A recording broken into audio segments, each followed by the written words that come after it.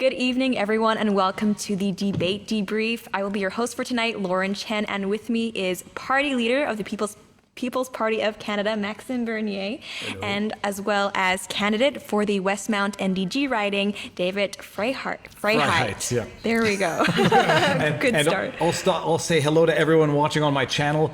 I would have done this live with Maxime had I not been a candidate, but I thought I might have lacked the partiality that is required and expected in order to hear Maxime's voice, although we did a live stream, was it almost a year ago now? Yeah. Right. And it was great. But this is what I was joking earlier. This is what the media gets for not letting Maxime speak. You get collaboration between YouTubers, individuals, the power of the people, to now give Maxime the voice that was denied to him earlier this week. But just for clarity's sake, I do not claim to be impartial. However, I can definitely say that I am no less impartial than the CBC and the political establishment who have barred you from appearing in the previous three leaders' debates. And actually, that's a great point to start at. So we have heard the leaders of the NDG, Green Party, Bloc Québécois, Conservative Party, and Liberal Party discuss their issues on different policies that affect Canadians. How does it feel not being included as part of that discussion, despite now polling, I think the latest numbers were at 10 or 12%? Yeah, first of all, as you know, the rules were for us, the PPC, to have 4% on average in the polls in the beginning of the campaign. And I believe that we were there, but we were not able to appeal that decision.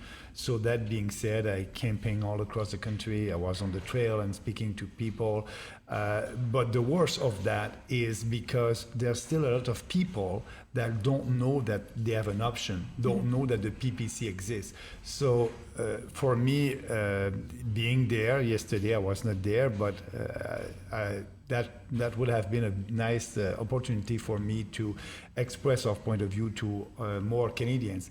But that being said, when I saw that debate, that was not a debate. I think it was a waste of time. They didn't have real discussion. The journalists were more leftist activists than journalists. And you have only 40 seconds to express a point of view when we are doing politics differently and we have a strong platform based on principles, and sometimes it will take more than 40 seconds to express your point of view. So I didn't have that opportunity to speak to Canadians, but I believe that Canadians were looking at that debate, watching the debate only for the first half hours. I believe that a lot of them were not following until the end. So we have a challenge today. I hope that our people will stay with us until the end. Well, I think whoever watched it to the end only watched it so they can capture the bites that they can run on Twitter for posts, because it was a gong show, as we say. And the one thing that I think people who watch my channel know is the criteria to get into the debate. Nebulous is not the word. It's a formula. I've said it a dozen times. People still don't understand it. That in order to be invited to the federal leaders debate, you have to be polling at 4% or more, as determined by the group of selected pollsters, reputable pollsters, as measured in national polls from, I think it's 9 days before the issuance of the writ, which is calling the election, to 5 days after. And when I discovered that they had the PPC at 3.27%, but then I saw that they had excluded 6 polls. So they had 15 pollsters that they could have selected from. They used 9, one of which had the PPC at 0.2% ipsos. Right. So basically just the candidates are in support of the party. It didn't even make any sense, because the PPC got 1.6% last federal election, so that on its face is preposterous. Yeah. But the rules were made so nebulous that you could literally pick and choose to arrive at whatever conclusion you wanted to arrive at. What's even more disconcerting, and it's something that I discovered recently, is that individual PPC candidates are being denied invitations to debates at the municipal local riding level for any number of reasons, all of which are equally offensive. Some of them, they're not vaccinated, so they're using that as an excuse. Others are adopting the federal criteria that existed at the time, and others are just, events occur without invitations being extended. But speaking about debate, I actually did a debate a day ago in my own riding in Beauce, but the Conservative candidate double vaccinated, good for him. I respect everybody. And as you know, I decided not to have the vaccine. So he was looking at a lot of excuses for me to not be there. And the last one was, oh, Bernie didn't have the vaccine. He's the only one. I don't want to debate with him. So what the radio station did, because it was a radio station, I was in one studio alone and all the three others were in another studio. So segregation there, but I had fun. I think I won that debate. And I have the opportunity to express my point of view, to speak about what I believe to people in both, and we'll see what will happen. But you have discrimination and segregation, and you're right. Some of our candidates are telling us, they don't want me to debate. I believe that the mainstream media is afraid of our message. They know that it's powerful, and they know if we have more opportunity, we'll be able to have more people on our side. Well, you've both mentioned the issue of vaccine segregation, and I think a lot of Canadians are very interested in that. But for the people who maybe aren't exposed to the PPC as of yet and who missed out on that opportunity because you were not included in the debates, what would be, I guess, your elevator pitch of what the party stands for? We're not anti-vaccine, we're not anti-mask, we're for freedom, so we are for freedom of choice. Everybody must be able to decide what they want to do, if they want to have the vaccine or not. We respect everybody, the decision of everybody. And I can say, the slogan that the feminists were using a couple of years ago, my body, my choice, that's a slogan that I like today. Our body, our choice, and everybody must be able to decide what they want to do. So that's our party. You can add something. I was going to say, it's ironic. Kamala Harris was on Twitter today saying the woman's right to choose what is done to her body is not negotiable. And then I, tongue-in-cheek responded, I guess women can decide not to get vaccinated. But when people come to us and they say, elevator pitch, I think you guys are anti-vaxxers, I think you guys are anti-science, I think you guys are anti-immigrant racists. I say, well, there's a difference between being anti-vax and anti-vaccine passports, and I'm double vaccinated, despite the fact that it did irk some of my viewers who said I succumbed to the pressure.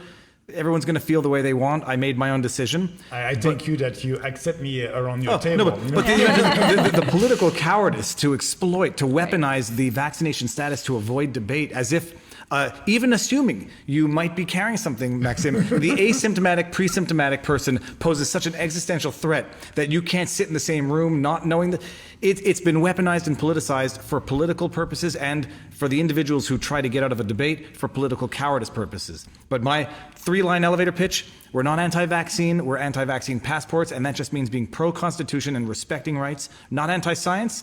We all agree pollution is bad, minimize pollution. But the Paris Accord doesn't do that. It actually probably does the exact opposite. So does carbon taxes. And anti-immigrant, it is not because you don't want to use immigration as cheap labor that makes you anti-immigrant or racist. I would actually dare say the exact opposite is true. We want to protect Canadians, make sure that the Canadians of all races, creeds, ethnicities are being cared for properly before you start talking about having more kids. A responsible parent does not have more kids until they can take care properly of the ones they already have. Absolutely. Right. So right now the issue of vaccine passports is huge, not on the provincial level only, but also the federal level. Justin Trudeau has announced that he intends to, if he remains in office, mandate vaccine passports for air travel, travel by train, and I think by sea as well. And he's also incentivizing provinces to develop their own vaccine passport programs to the tune of $1 billion, I think. What would you say to the Canadians out there who are concerned about COVID, that it's still a risk, and they actually view the vaccine passport as a way to, quote, return to normal?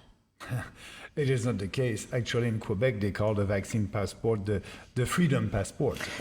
That's the opposite. Your freedom papers. Yeah, that's the opposite. It's like in 1984, peace is war, war is peace.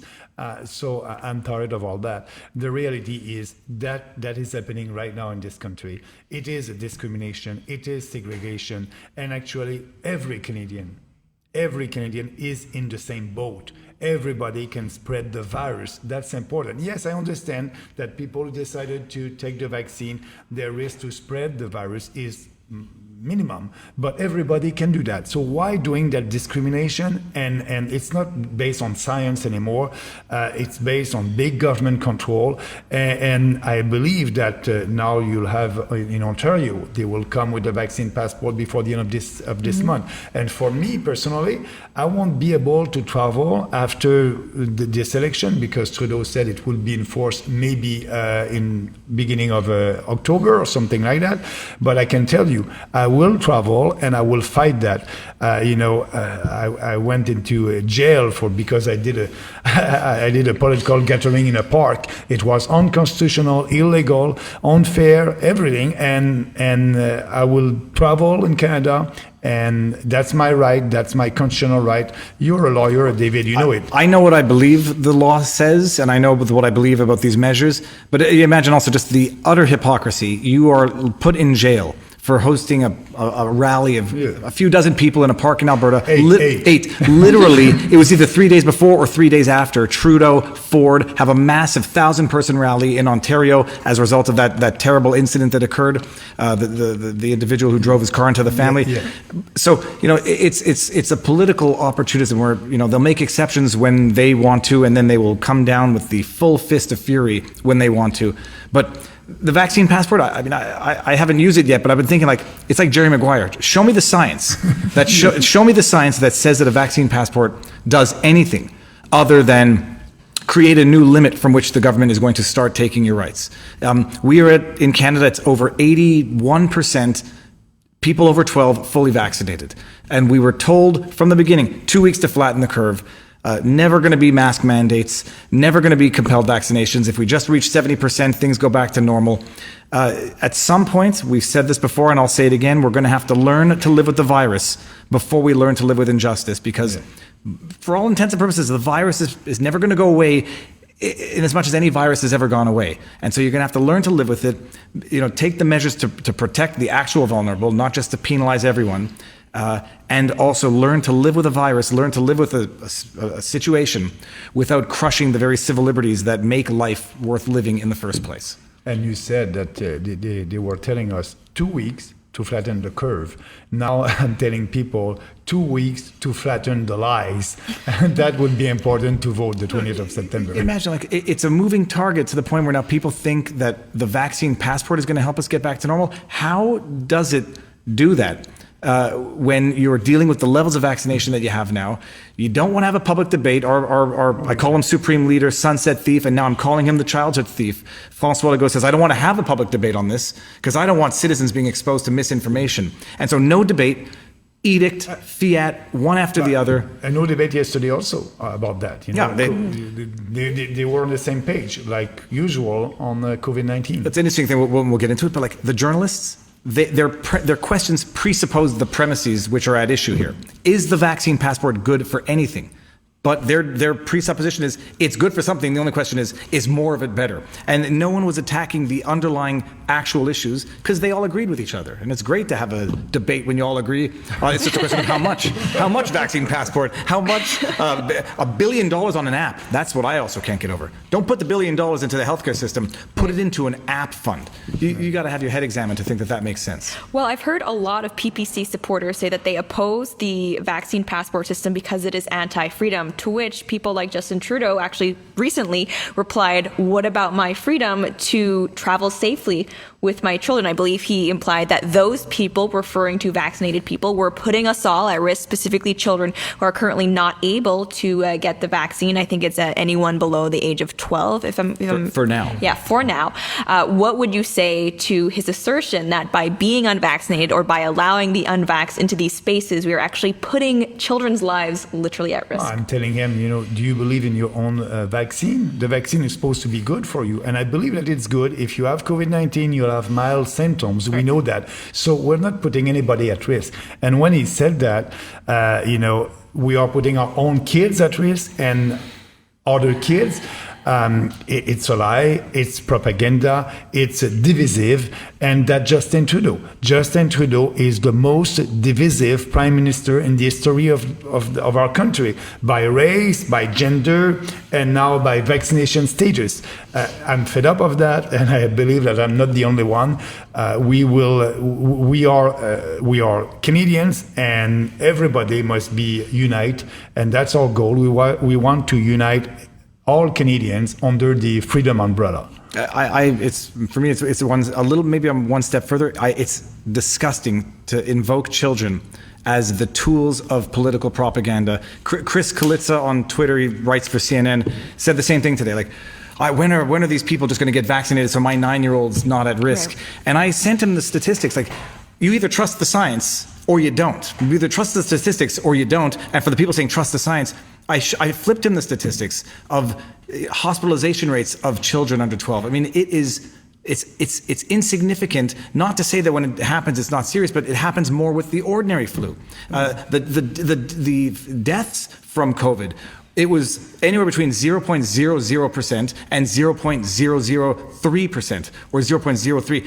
I said, these are the stats. So you either trust the science or you don't. But to use your 9-year-old as a political pawn to promote fear porn propaganda, it's par for the course in politics, but it makes everybody panic.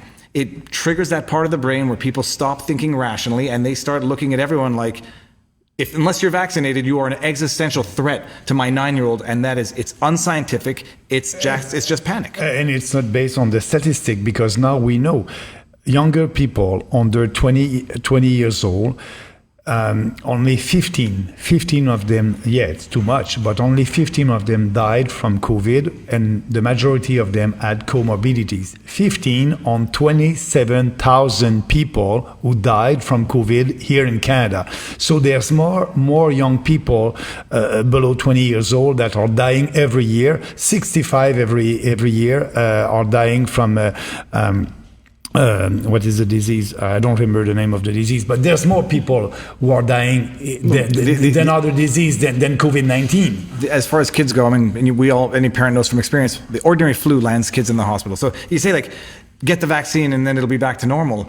But if this is the new threshold, if this virus with these statistics is the new threshold, that is one heck of a new starting point for the government to say, well.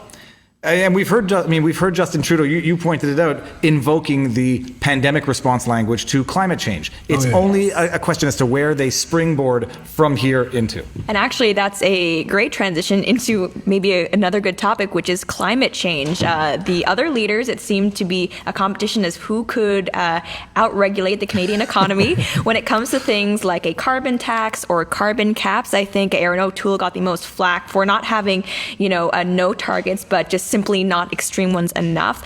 What would you say to Canadians who care about the environment? Because no one enjoys seeing, for example, filthy air or polluted streams, but there are still many Canadians who worry that these regulations will have an impact on the economy, on, for example, their ability to heat their homes. How do we balance those two issues? Yeah, we can do it, easily, because what you look at climate change, people will say, oh, the People's Party, they don't believe in their denier of the climate change. No, the climate is always changing, and we understand that.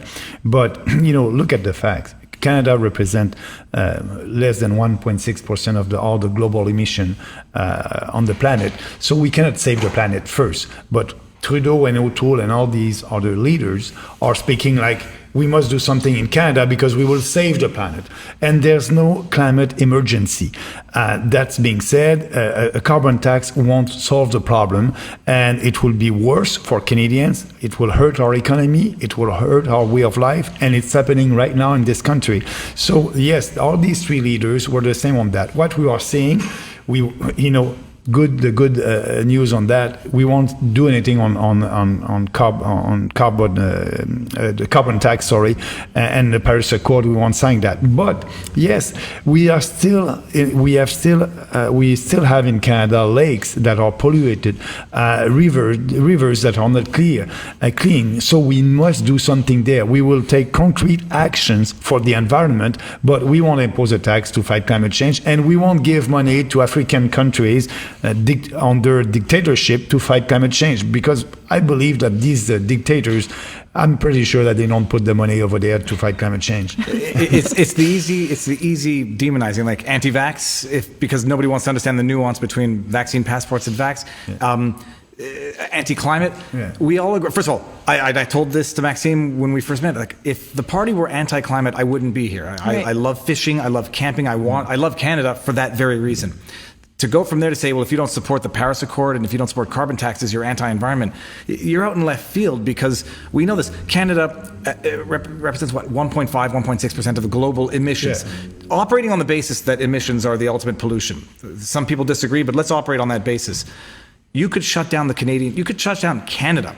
It will not have any impact on global emissions. It will actually only increase them, because everything will get outsourced, as it's been doing right now, to China and India, the number one polluters, both overall and objectively. And the way that politicians dishonestly get out of that argument, China, I think, produces more pollution or more emissions than the developed world combined. Oh, yeah. Yep. And so what do? They say, oh, well, per capita, Australia is bad. Per capita, Canada's bad. So, I mean, that's a double whammy right there, because China gets to pollute everything, and they get to amortize their pollution per capita, because they're also massively overpopulated. So they get to pollute and contribute to global overpopulation, and somehow Canadians are expected to cripple manufacturing, become utterly dependent on foreign countries for certain things that we could otherwise be manufacturing here, and you end up outsourcing the pollution. So you feel good about what you're doing, because, it's virtue signaling at a political level, but the impact is actually worse than if you just did nothing at all, or it's even worse than if you just did something actually practical,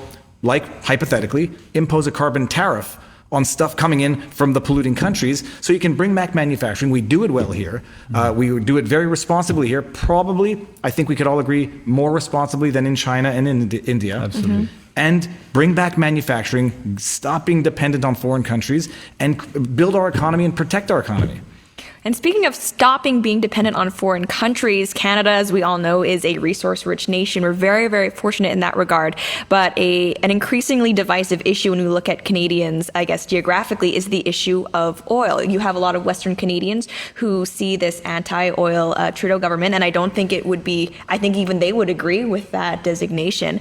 And they feel like their economic opportunities are being stifled. What do you think the federal government's role should be in monitoring or regulating things like oil pipelines? Well, first of all, I think it's important to have the discussion, and it's too bad that during the debate yesterday they didn't have that discussion. That's important because it's not only important for the prosperity of our country, but it's important for the unity of our country.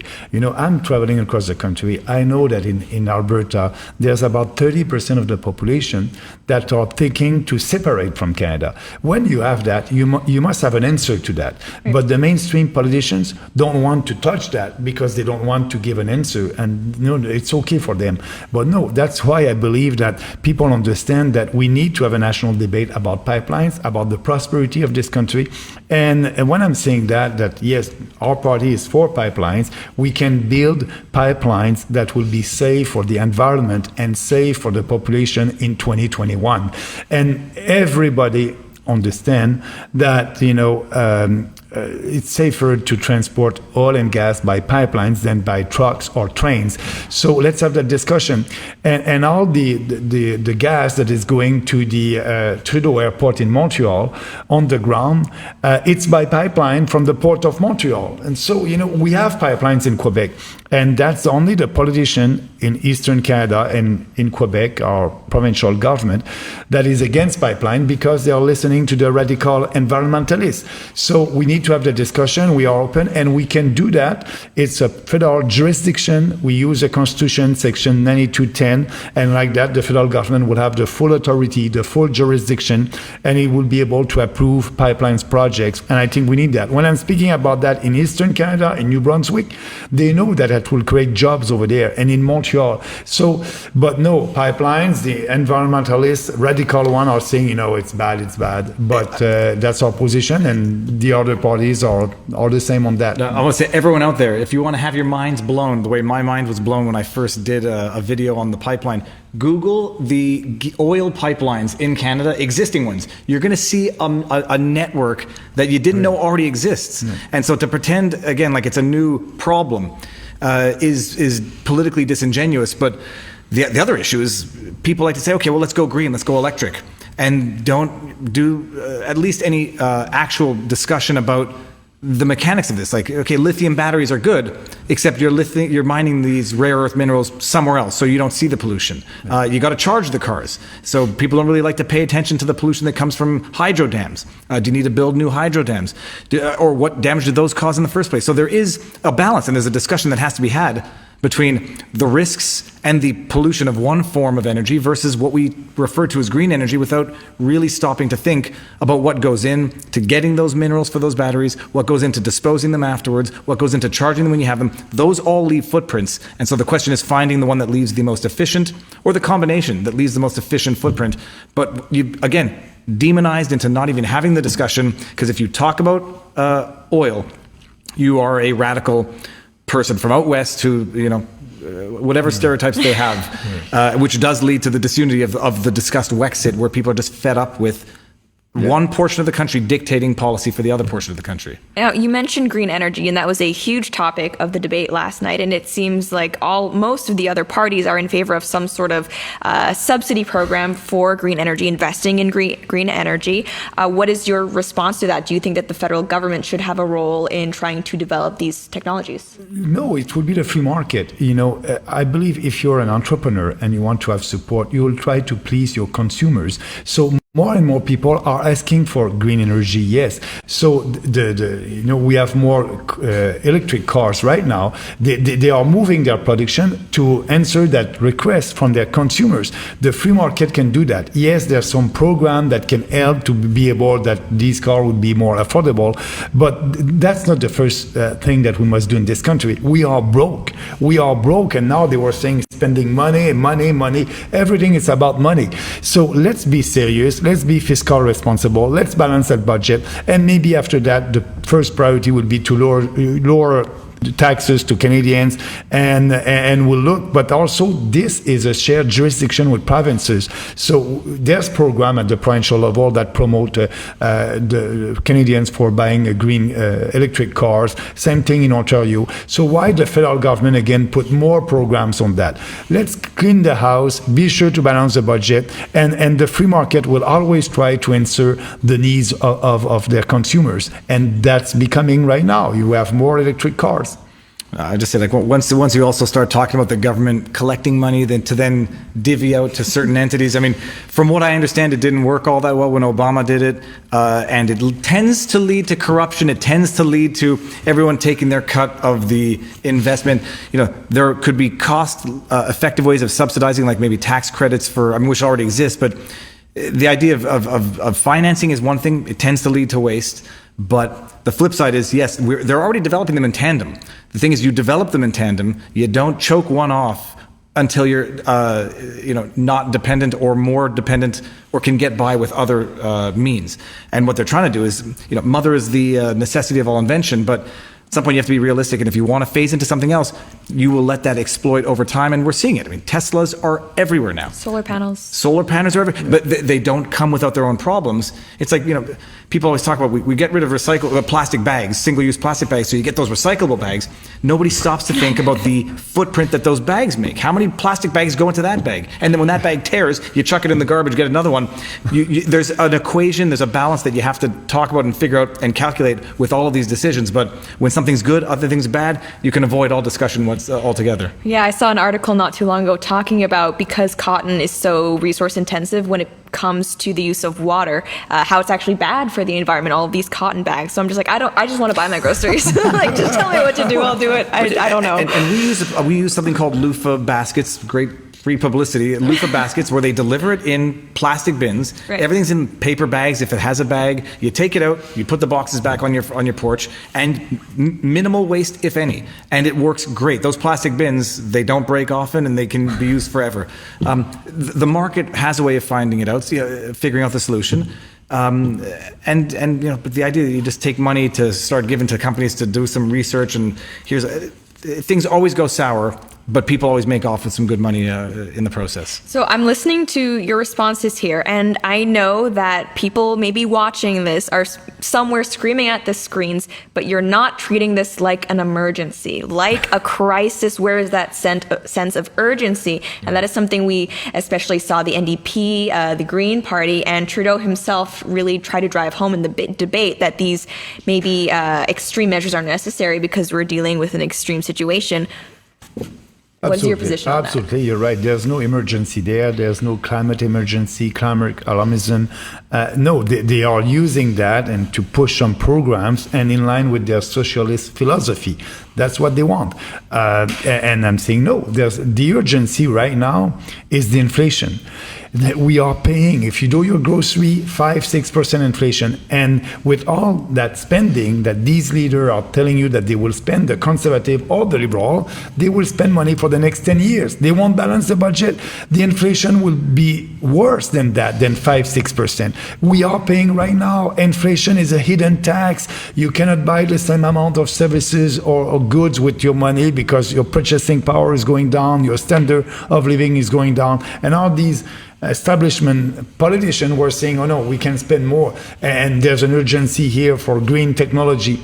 No, we don't have the money, and we are paying the emergency right now. It's the COVID-19 crisis, the vaccine passport that they impose on us, all these draconian measures, and the inflation, and everybody is becoming poor right now in Canada, not tomorrow, right now. I was just saying, you know how you get someone to make the wrong decision? You get them to panic right before they make the decision. Get a timer over their heads, and you see the red lights flashing down. They'll make the wrong decision, and they'll panic. I mean, so even if it is a serious issue, let's even say that some people think it's an emergency. That doesn't mean you make rash decisions based on panic, which is what they effectively want you to do. You have AOC saying we have 12 years left. Okay, when you have lived through the era, and it was a little bit before my time, but when you lived through the era where they were literally saying we're going to head into another ice age if we don't stop certain emissions, and when you've lived through the age where you now don't just understand, but you fully recognize the media thrives off panic for their model, their industry, you then realize that maybe the panic is manufactured panic, specifically so you can get people to stop thinking, just act reflexively and support whatever the government wants to do, which is going to increase the government, but not necessarily even solve the problem. And you talk about people getting poorer.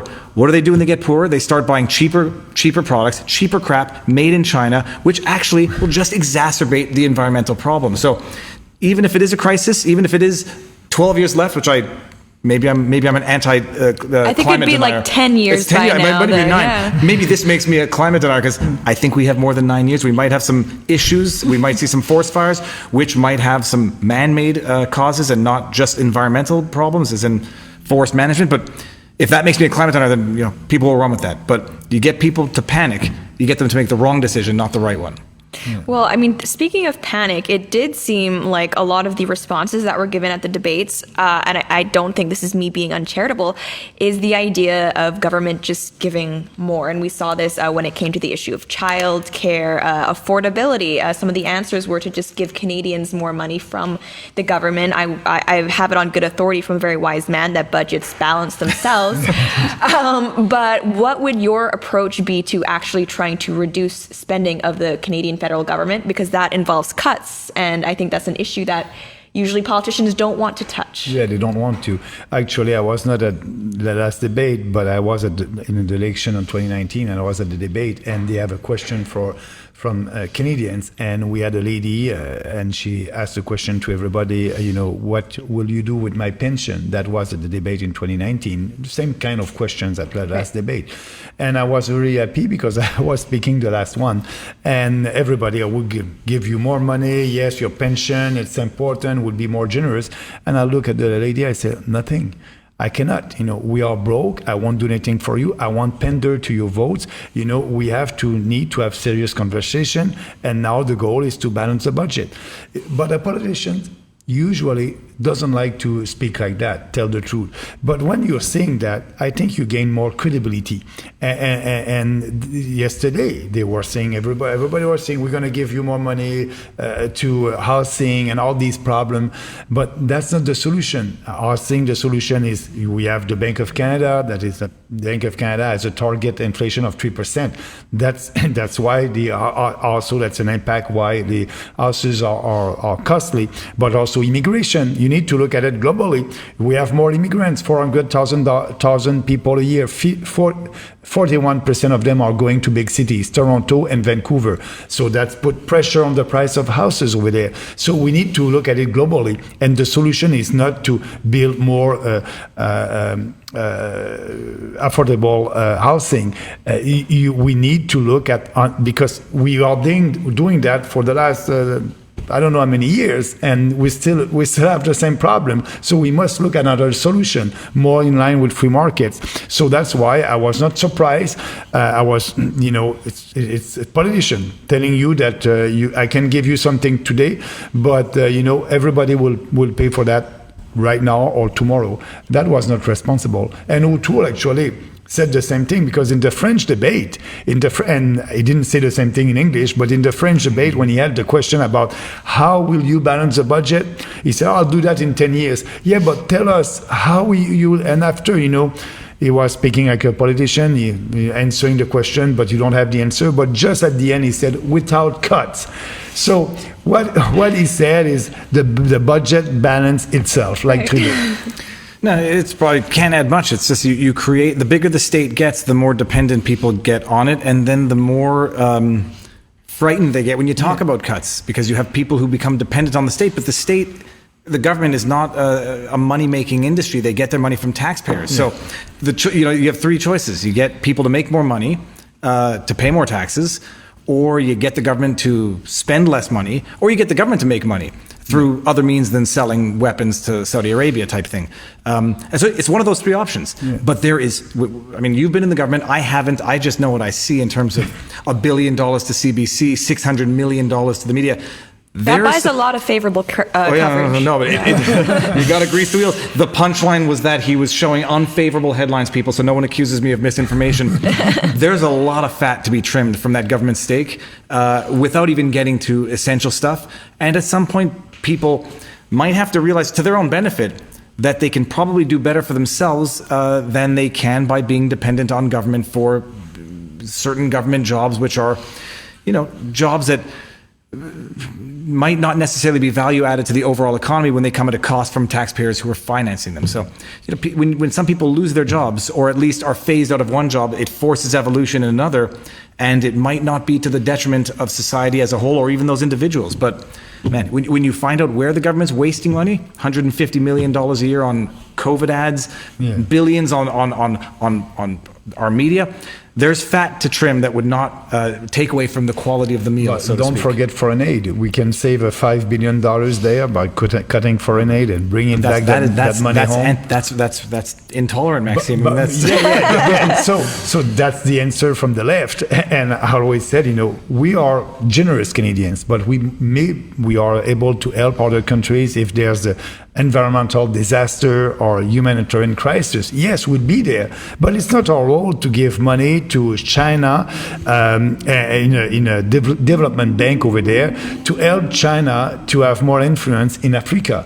That's not our job. That's not our job to give money to build roads in Africa. So yes, we will be there if there's a crisis, but we must be realistic that we cannot save the world. And also just from the same sort of welfare ideology is that, first of all, these other foreign countries to which Canada gives have their own governments.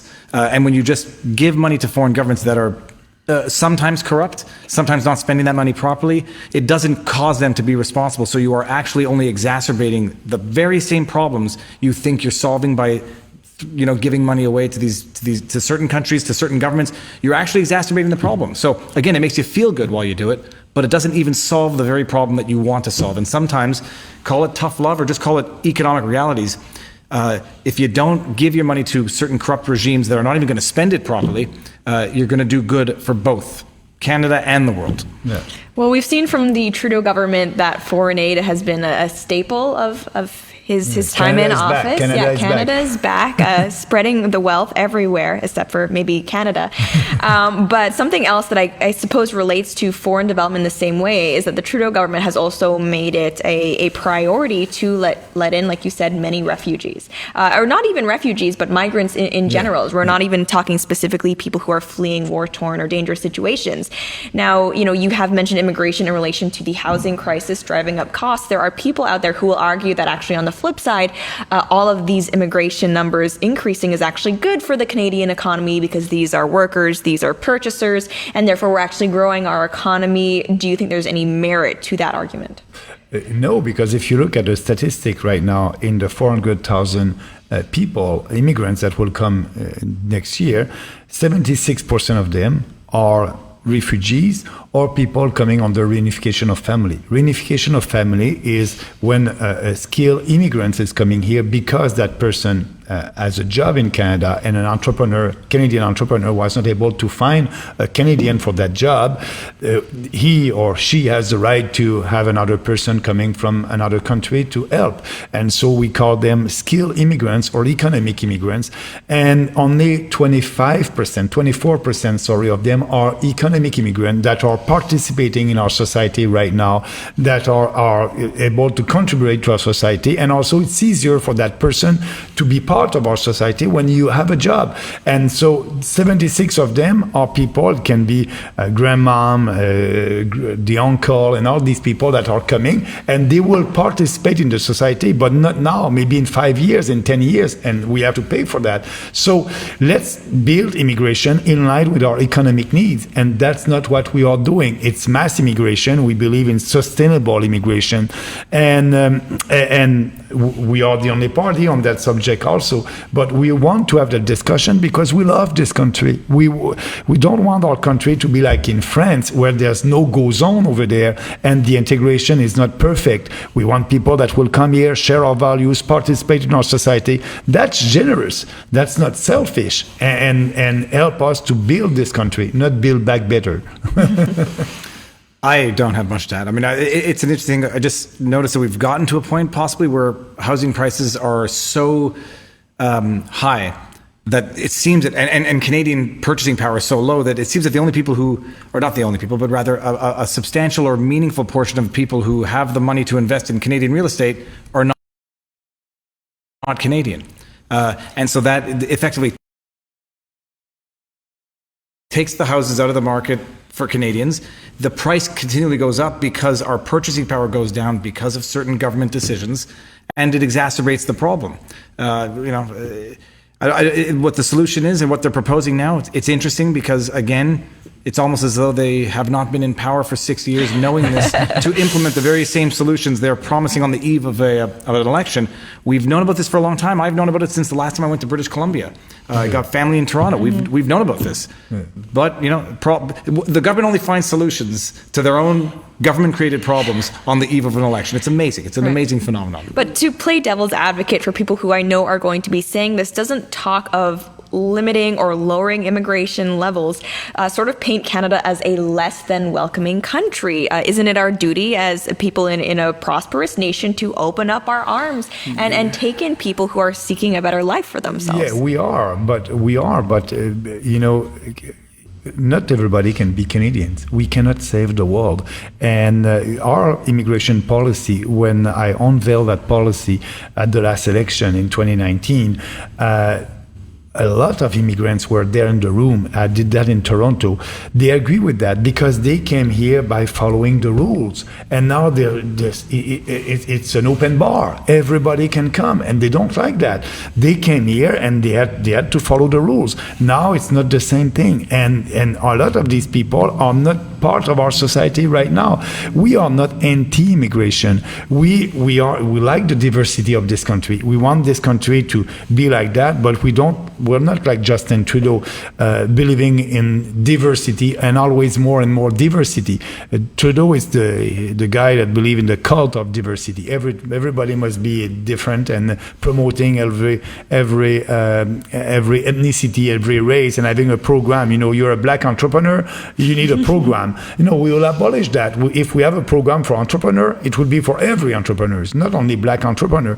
That racial politics, extreme multiculturalism, mass immigration, it is destroying our country. And so I'm telling, yes, we'll be generous. Right now, like I said, 76% are relocation of family and refugees, but we are not helping the real refugees. If you want to be generous and open your arms, you must help the real refugees where they're waiting, where their life is in danger in a camp somewhere in another countries. Now what we're doing, people crossing the border in Quebec and coming from the state of New York, their life is not in danger over there. So it's not fair. These people are jumping the queue, and the real ones are in danger in a camp somewhere. I'll push back on your pushback, Lauren, and I'll suggest that people look at Canada and say it's a prosperous nation, it's a rich country. If people knew the statistics of children living in poverty in Canada, and I think it's 1 in 5 children are living in poverty, or 1 in 5 children don't have enough to eat. In my area, near Saint Michel, something like 1 in 3 kids are on 1 meal a day. They're given backpacks of food when they go home for the weekend because they don't have enough to eat. And the indigenous populations don't have clean drinking water. I mean, you have homelessness, you have drug addiction, you have problems everywhere in Canada. And the idea that, imagine just being one of these kids who doesn't have enough to eat, or the indigenous population which has been waiting for clean drinking water for decades, and you're saying, well, things are so well here, you're all rich, you may not be able to drink clean water, you might have some of the most awful living conditions objectively, not just by Canadian standards.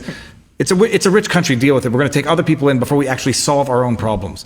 I mean, that does a disservice not just to Canada as a whole. I mean, that does a disservice to Canadian values. I mean, we get your own problems under control.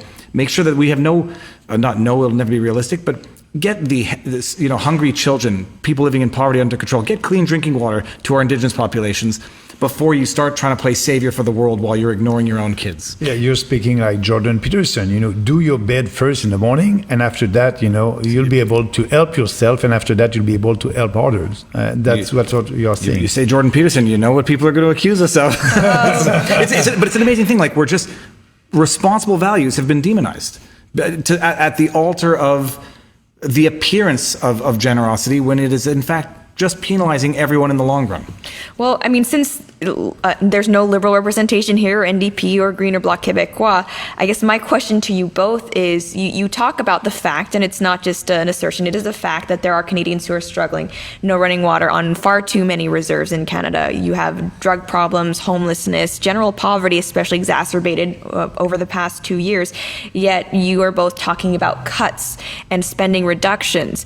Do you honestly believe that the way to help these people is actually by decreasing government spending? And if so, would you mind laying out exactly for people how less government spending equals more prosperity for Canadians? First of all, we must say that all these spending are not going to people. Green energy and all. It's not going to people. It's going to corporation, and they try to create jobs. And we must believe in the free markets. To help the people first is to be able to give them their own money in their own pockets. I wish I can tell you, and I can tell Canadians that yes, you'll be richer tomorrow. I'll be elected, and I'll give you $1,000 more. We cannot. I don't have. You need to work, and after that you have your salary, and you produce something for the society. The government is the problem. The government is not the solution. And everything that the government is doing, clean water on reserve, that's not new. But the government is not able to solve that. Give that responsibility to people that are living there. Give them the resources. And we have policy for that for First Nation, having a new relationship with them. But that being said, I wish I can tell them, then but you'll be richer. But when you cut 1.2 billion to CBC, that will help everybody. When we cut foreign aid, that will help everybody. The money will come back here. So the cuts that I'm speaking about, it's something that is not under the jurisdiction of the federal government, and it's not. I won't cut their pension. We won't cut employment insurance. We will cut extra spending that are not in line with our constitution, that we cannot afford, and like we are acting like a very rich country, and we did the biggest deficit in the history of our country. So we're not the richest country on the planet. So we need to do this difficult decision. And it's not so difficult to cut 1.2 billion to CBC and to cut foreign aid or to cut corporate welfare. We can save $5 to $10 billion by cutting corporate welfare. And balancing the budget, if you are looking at the data coming from the Trudeau government, the last year of the first mandate, the deficit would be around $15 billion. And I think at that time... That's enough for 15 different Vax Passport apps. Yeah. And Lauren, I appreciate the question, because the question, again, presupposes a certain supposition that's baked into the question. Like when everyone talks about cuts, it's the big bad boogeyman who's literally going to the orphanage and saying, we're cutting your funding this year. No, that's not what the cuts mean. And the funny thing is, like, a family tries to save nickels and dimes, and then they don't realize that a $400 charge has been going through their credit card for the last month. When you're talking about where you make the cuts, there's massive areas where it will have tremendous impacts in terms of how that could be otherwise redistributed to the actual people who are in need. It's not a question of cutting the funding to the institutions that need it the most. It's just cutting the fat so that you can actually save some money and then even look at redistributing or spending it properly. I was talking with the daycare professionals in my neighborhood, and knowing what they make in a year, and then knowing what other government officials make in a year, knowing what the chief medical officers of certain cities are making, $400,000 a year. Wow. Knowing that they're spending, the COVID ads are the easiest one just to think of offhand. Yeah. $500,000 for an ad, while these schools don't have proper air circulation, and while the government doesn't want to put in air quality tests because they don't have the money, but they sure do cash their checks every day of the week. But they have the money for the ad propaganda. No, propaganda. They have money to $150 million on ads. They have $600 million for media. Imagine what that money could go to, and imagine how much you could save, and then properly spend it, and then work with private partnerships to get the services to the people who need them. Sometimes it's not a question of money. Like, I actually just spoke with a charity.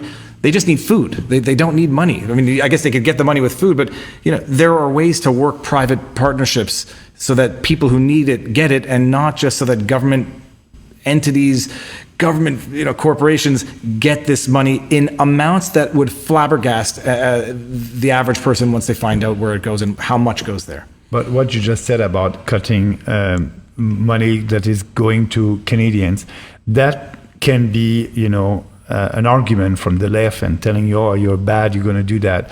But in reality, that's why we need to have a discussion. It's easy to say, oh, the PPC, they're not Canadians, they want to cut poor people. No, if you look at our platform and all the cuts, we are able to achieve what we said without, cutting the money that is going to the people. But you need to explain that, and it's easy to put you in a corner, thinking, oh, bad Bernier and PPC, and you won't help everybody. We will help them, because we will do what we need to do to be sure to have a smaller government in Ottawa, more freedom, and if you have more freedom, you'll have more prosperity. All right, now, I'm not sure how much time we have left, but I definitely do want to ask you both at least one more question, and that is about splitting the vote. I've got a well-formulated answer to this. Okay, well, let's hear it, because a lot of times, I talk about how I voted PPC last time, and I'll be voting PPC this time. You cannot help but have at least several people, in a comment, a thread, in a conversation, talking about, isn't that just another vote for Justin Trudeau? Aren't you just going to ensure that any, center-right libertarian vote in Canada is split? Go ahead. I'm going to say, when nothing distinguishes the main three parties, you're not splitting a vote with them. They're splitting the vote with each other. I mean, if you're anti-vaccine passport and you don't want to see it, if you're anti-lockdown and you never want to see it again, if you are anti-carbon tax and you don't ever want to see it, you're not splitting your vote by voting PPC. You're splitting your vote by voting among either of those three, because it's only going to be a question of lockdowns or more lockdowns, vaccine passport or more stringent vaccine passport, carbon taxes or higher carbon taxes. I genuinely think O'Toole has made a political calculated decision to try to split as many votes from the Liberals. Yeah. And it's not the PPC stealing votes from the Conservatives that's going to affect anything here. My own observation, PPC is actually taking votes from the Liberals because they see now a leader who's fundamentally corrupt, through and through, demonstrably true over the last 6 years. They want out, and they don't necessarily want to go further to the left of the NDP, and they might realize that PPC is not quite what it was painted out to be. But no, my bottom line answer, PPC is not splitting the Conservative vote now. Conservatives are splitting the Liberal vote, NDP is splitting the Liberal vote, and there's going to be a cannibalizing among those three parties. And my answer of principle, if you vote for the lesser of the evils, you're always going to end up with evil, and you never split your vote if you vote with the entirety of your conscience. Yeah, and thank you, David. I spent a lot of time thinking about that. Yeah, but what I can add also, if you're a conservative and you cannot split the vote because we are the only conservative party in this country, conservative and fiscal conservative, and I'm asking you, vote for the real one. Don't vote for the Conservative Party of Canada that are conservative only in name. That's it. That's all on all the platform. And I'm telling also people that we are able to attract people from the left, like David just said, because of that COVID hysteria, because of the COVID passport. They know, like us, that this country is going in the wrong direction. More socialism, more communism. We don't want that. And so we don't split any vote. We are there. We are doing politics differently. And all the others, they are splitting the vote in between themselves. It's the main thing. Like, split the vote Conservative. You're going to end up with vaccine passports, like O'Toole has flip-flopped on. You're going to end up with lockdowns as a form of government. But these are conservative vaccine passports. Well, but here's the deal. What's going on in everybody's mind who's thinking of voting Conservative, not to just to get Trudeau out? They're actually hoping that they're voting for someone who's being politically dishonest now, and they're hoping that O'Toole's going to flip-flop once he gets elected and say, okay, maybe I'm going to come back on this, maybe I'm going to come back on that. They're actually banking in their own minds that O'Toole is not quite as liberal as he is publicly espousing his beliefs to be now. But it's like, vote Conservative, great. You'll end up with everything you'll end up with the Liberals. And I could hear the crowd out there like going crazy when Maxime says, we're the only conservative party. I'll say it until I'm blue in the face. I don't consider myself to be conservative. I don't even know what it means. Fiscal conservative, I can understand. And if respecting the Constitution of this country, the Charter of Rights, makes me conservative, I may have to live with the label. Yeah. But there's nothing conservative about the Conservatives. There's nothing liberal about the Liberals. It's the ultimate irony. Yeah, and when I'm saying that, you're right, because I said that actually in New Brunswick, and people said, Maxime, I'm voting for you. It's not because you're conservative, it's because of your values. So we are real, on the economy, you can call us libertarian, on the culture side, more maybe conservative, and we are the real, liberals in the classical term, but classical liberal. And so that can be the description. But the best thing, if you believe in our four principles: individual freedom, personal responsibility, respect, and fairness, look at our policies. They are in line with our principle. You will come. Now, I do want to give you both time to maybe address anything that I haven't brought up. But one last thing that I cannot not ask about is that we have seen under the Trudeau government an increasing interest in regulating the speech of Canadians. We have seen that there is a push now to perhaps monitor what they are calling a hate speech on the internet, even with something like Bill C-10. We're talking about maybe regulating independent journalists, independent people online as if they were actual broadcasters. There is an appetite for this among some people. Some people do believe that it is a Canadian's right to be able to engage in the public discourse without encountering any hateful attitudes. What is the PPC's position? It's very clear. You're speaking about two bills, Bill C-10 and Bill C-36. These bills are not in force, but they will be in force if we have a liberal government or maybe a conservative one, and they're very dangerous for our freedom. They are targeting YouTuber, and they are targeting us on YouTube also. And this is really the worst type of law, and that is the one that perhaps affects me. Oh, yeah. So I'm glad that we're addressing. I discovered it, but it goes back to, like, when I say that liberals, and I mean the political party, not individuals. The Liberal Party is not liberal. It's your body, your choice, unless I say otherwise. Yeah. It's freedom of speech unless I say it, I don't like what you have to say. I've come to the realization that we do have very interesting speech laws in Canada as to what is considered hate speech, whereas other countries don't even recognize hate speech. It is in the criminal code. Well, that's exactly the thing, is we already have laws that deal with this, and so more laws, less justice. We have provisions of law to deal with incitement, to deal with threats of violence, which is not protected speech. What they got into with Bill C-10 was nothing other than they bailed out the CBC with $1 billion on legacy media. It's nothing else than the digital protection of the CBC, because they are losing their voice to independent creators like you, like me, like Maxime's voice on the internet, like Rebel. They're losing their voice and they're losing control of the narrative, and so they want to turn anything and everything willy-nilly into alleged hate speech so they can shut it down. They would have gotten away with it if it weren't for that dastardly election that they called. And that Bill C-10 will come back depending on who the government is. But it's objectively dangerous in the political sense. It's patently obvious what they're going for, and it is to control the free dissemination of information, the democratization of the information that the internet has brought. But we said also before that politicians are creating problems to try to push their solutions. There's no problem about hate speech. If you look at the data, less than 1% of all the crimes in this country are related to hate speech, and 65% of them are graffiti on a wall. So they are not violent. It's not a problem. It's not a problem in our society, hate speech or hate crimes. But for Trudeau, he created a new problem for him to be able to impose his point of view and to be sure that it will censor us. We are against that. We'll repeal all these bills, and I want you to be successful on social media, and I want our Canadians to be able to listen to you and look at your shows. You're doing a good job, but actually you're right about that. These two bills are very dangerous for us, for our freedom of speech, for free expression on social media. All right. Now, is there anything else that the two of you would like to say to Canadians before they head out to the polls? Mom, I just want to add, please look at our platform. If you like what we are saying, vote for your values, vote for yourself, and by doing that, I believe you'll vote for the PPC. And I'll say, read the platform. People tend to be politically disinterested. The platform's online. If you're going to vote, take the 5 minutes to make sure you know what you're voting for. But more in general, listen, discourse, discuss things with everybody.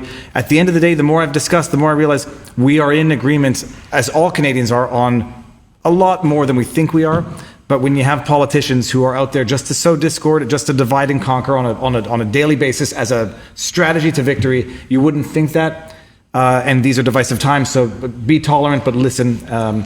Don't deface other people's posters, people. It's not funny, and you have to tolerate. And those are expensive when you have to buy them. I've been on the campaign side of things. Those are expensive. No, and I'm not saying leave for them me. alone. Touch wood. I've been pretty fortunate. It's that is not protected speech either. But and don't throw stones. There's no room for violence anywhere here. And just respectful discourse, and at some point agree to disagree, but go to the voting booth and vote, because do not be defeatist. And don't listen, don't believe the CBC. Turn off your TV. Yeah. All right, so where can people go to follow you both, to keep up with your campaigns and what you're doing in the future? Well, people know where to follow me. You're on the channel right now, either on Rumble or YouTube, but I dedicated a specific channel, Viva PPC, which is specific messaging for the party, and website, vivappc.ca. And for me, they can go on the website of the party, peoplespartyofcanada.ca. They can follow me on Twitter. They can follow me also on Facebook, Maxime Bernier. And they can also, on YouTube, we have a channel over there, People's Party of Canada. And so, there's always a way to find us on social media. And I want to thank you because that was interesting. I think that was I hope that we still have our people until the end, not like the traditional politicians. This has been a more insightful discussion on the substance of the issues than what we saw yesterday, because I think the consensus was that debate last night was a gong show. But Lauren, before you go, Yes. where can people find you? Well, you can find me if you're not on my channel at Lauren Chen on YouTube, Rumble, BitChute, Minds, as well as at the Lauren Chen on Twitter and Instagram. I may or may not be streaming on Twitter live right now. Never done it before. Don't know if it ended up working out. But yeah, thank you all so much for tuning in. Thank you for both of you all your time. I know you're going to be busy for the next 10 days and got an exciting election ahead of us. Absolutely. Thank you. Merci. Thank you very much. Thank you.